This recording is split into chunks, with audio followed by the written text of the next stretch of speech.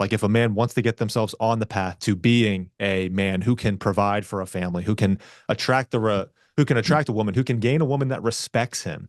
Um, there's so much of male respect that's tied up in love within a relationship. Because I think ultimately that's what men want. Men want to build themselves up into somebody that can attract a woman who respects them, that he can build a family with. Most Mhm. men, I believe, all want that. Yeah, So, what is it that men can do on a daily basis? What are the disciplines they need to dedicate themselves to? What does sure. that look like practically? So there's five categories that I always talk about: the the spiritual, the intellectual, the emotional, the physical, and the professional. So the spiritual is the most important because it sets the tone and it sets the guidelines for everything else that you do in all the other categories. So developing your relationship with God is essential.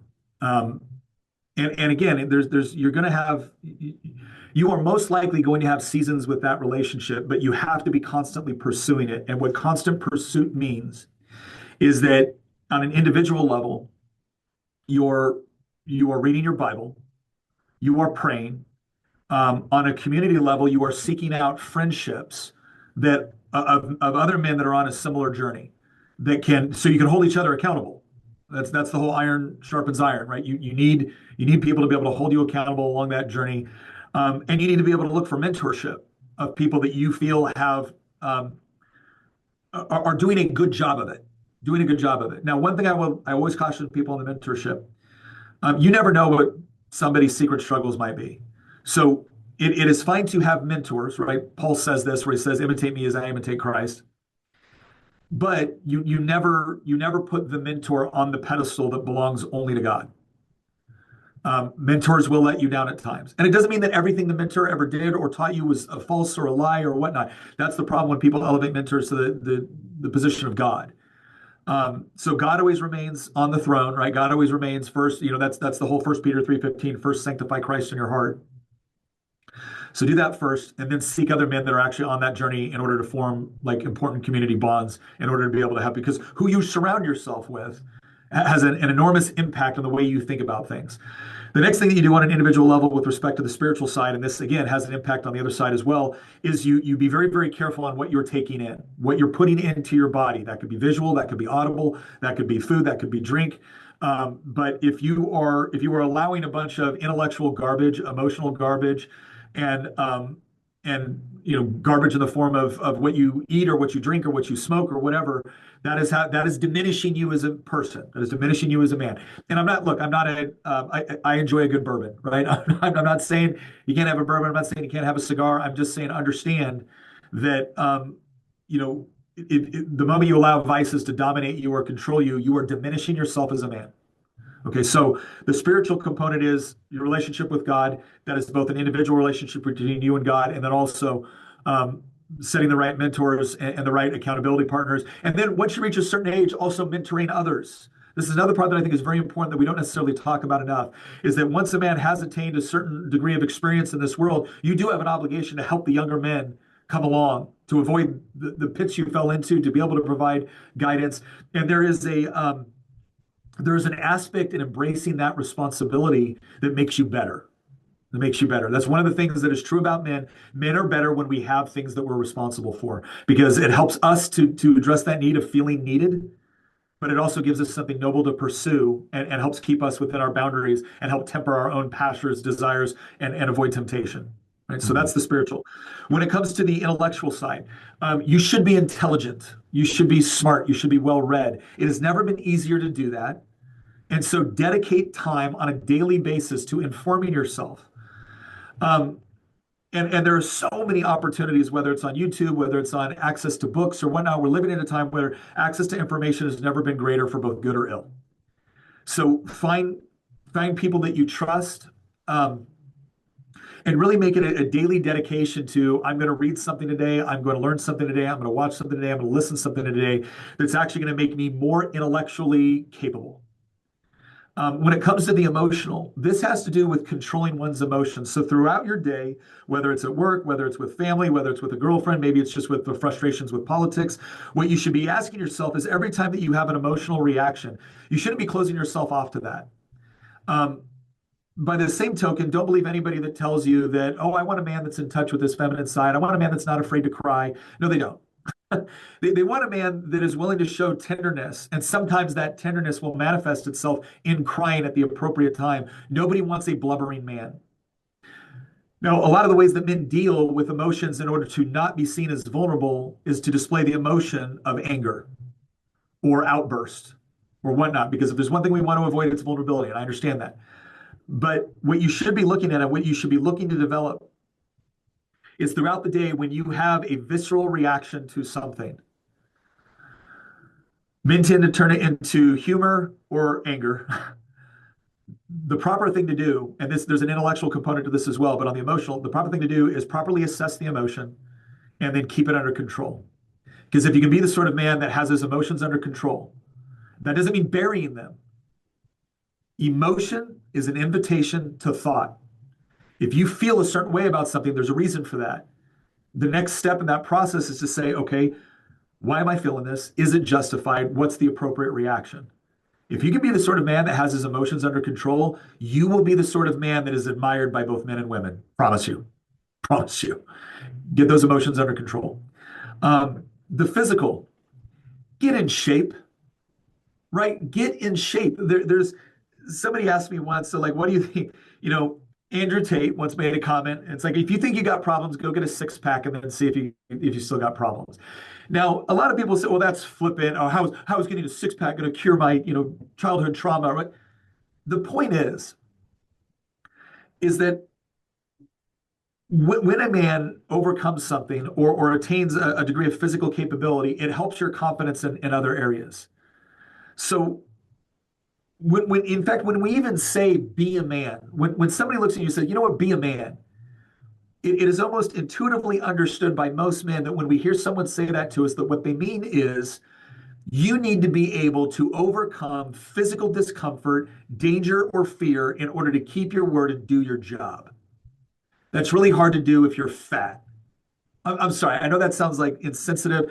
I realize that there's people that are dealing with either genuine issues where it's harder for them to control their weight. I'm not picking on anybody that has an issue with that is beyond their control. But the vast majority of people do not have an issue which is beyond their control.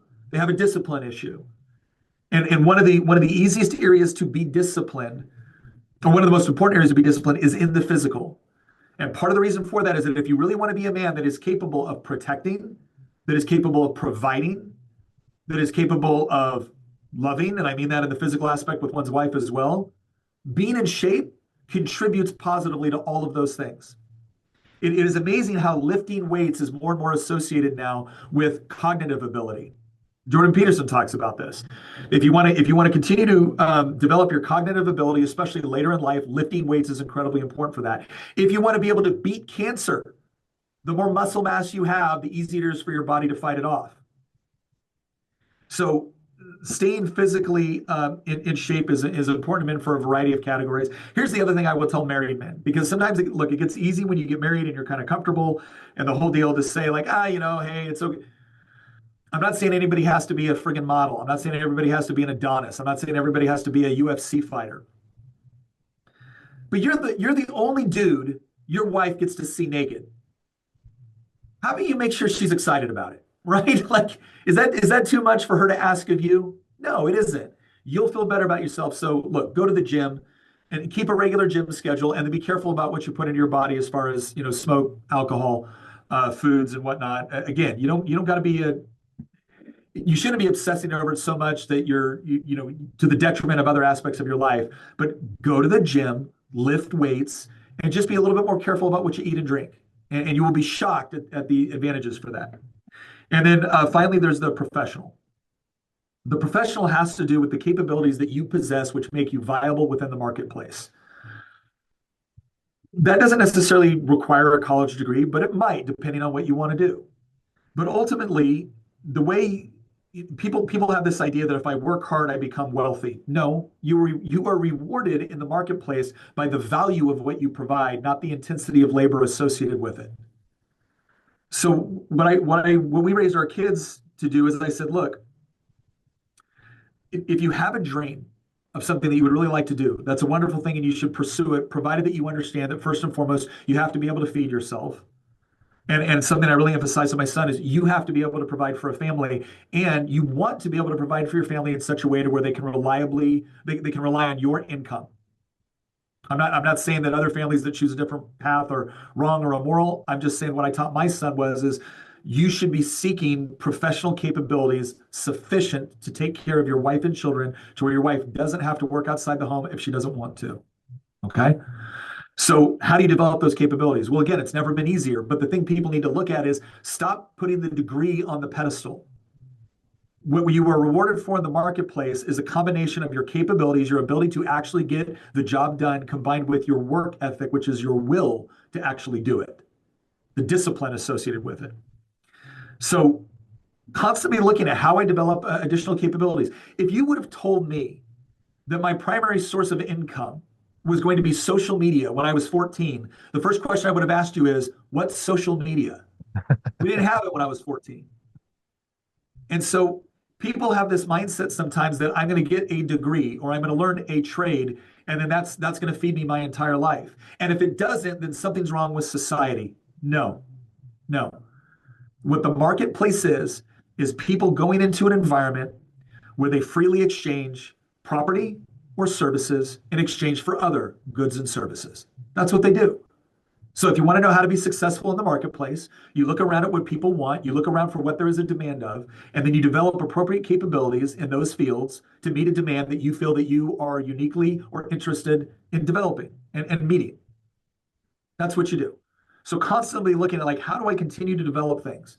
Try to adopt it. Not everyone's an entrepreneur, but try to adopt some degree of an entrepreneurial mindset where you say, I'm going to develop core capabilities and skills that I know are marketable. So those are the five. Your relationship with God under the spiritual and how that forms the foundation for the rest of your worldview. Each day, being determined and learning something that you think is valuable, that makes you more intellectually competent, that gives you the ability to better articulate what you believe, why you believe it, to be able to engage in conversation. An excellent tactic for that is just be inquisitive, just be curious, ask people questions about their lives and experiences. It can actually be a lot of fun. Be emotional, just being aware of emotions that you feel throughout the day, and then asking yourself, stopping yourself at a particular moment and saying, what is the proper application of what I'm feeling at this particular moment? And how do I keep them under control? Not bury them, but keep them under control and then utilize them for something good. The physical workout. Make it, you can get away if you if you lift weights 3 times a week, you're going to see positive results from that, right? But once again, never been easier, never been cheaper. Go on YouTube. There's plenty of people out there that will give you good guidance on how you can effectively work out. If you enjoy a sport, I think learning how to fight is a good thing to do. I did MMA with my son for a while. I've had to stop recently because I couldn't fit into my schedule. I need to be more disciplined about getting it back into my schedule because it's a great thing to learn how to do. And it provides a great deal of confidence, and it's physically demanding and useful. It's practical. And then on that professional, right?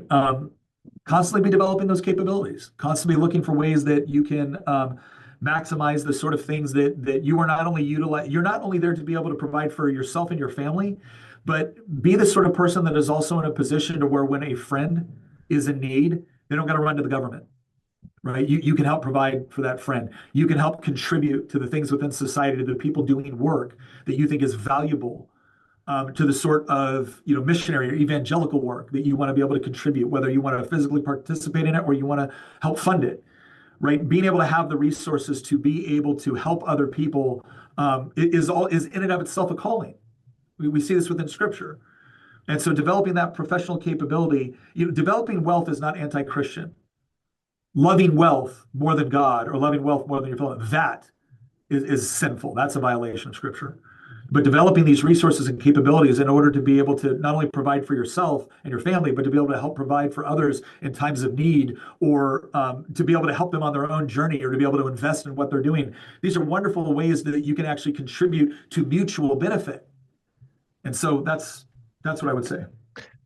That's really good, Nick. And I think the only thing that I would want to add to that, because you got to, all of those things, what exists within them are literally practical and obvious daily inputs that you need to execute day in and day out, right? So with regard to the spiritual, did I pray today? Yes or no? Did I read the Bible today? Yes or no? With regard to intellectual, did I learn something from someone else today? Yes or no? And what was it? Write that down. Or did I read 30 minutes of a book? Did I listen to a podcast and learn from somebody else today? Right.